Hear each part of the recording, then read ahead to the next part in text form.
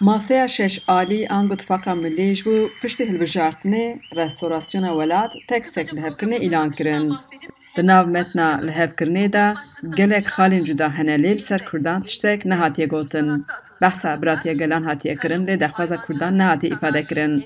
Rêveberên Partiya Demokratîk a Gelan HDP jî destnîşankirin ev metin ji bo hemî Tirkiyeyê wada restorasyonê dike lê ji bo Kurdan tiştekî nabêje.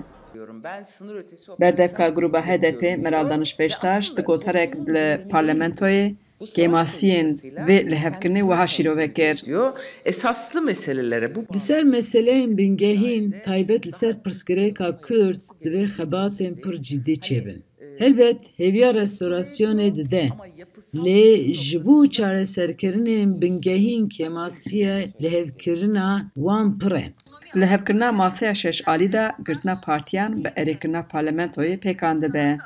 Meral Danişpêştaş di gotara xwe de got gelo li parlamentoyê qey her dem biryarên biadil derdikeve.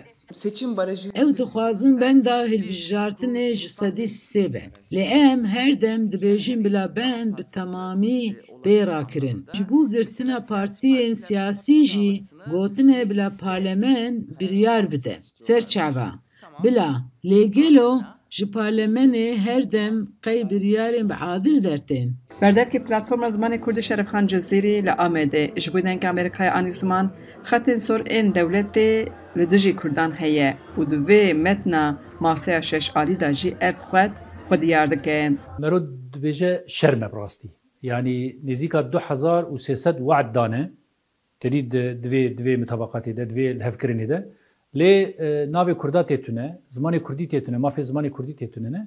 Yani xetin wanî sor ê dewletê hene xuyaye ew xet ji bo ev hevpeymaniya ya itîfaqa millet jî derbas dibe.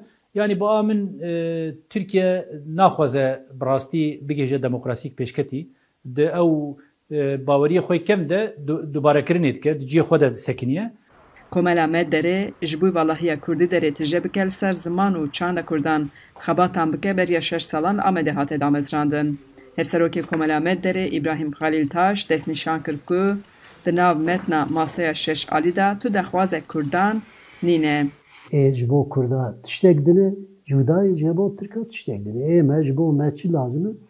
Em xwe di rewşa xwe parastinê dayî. Zimanê me ji destê me diçe, çanda me diçe, mafê me demokratîk heye û madem ku Kurd heye, zimanê wazî heye, ka mafê wa demokratîk em di wê çarçevê de lê dinêrin. Gavan di wê çarçevê de lê binêrin em nêzet tişkî tunê ji Kurda Kurd xwe têda nabînin. Hecî Can Farqîn, Dengê Amerîka, Amed.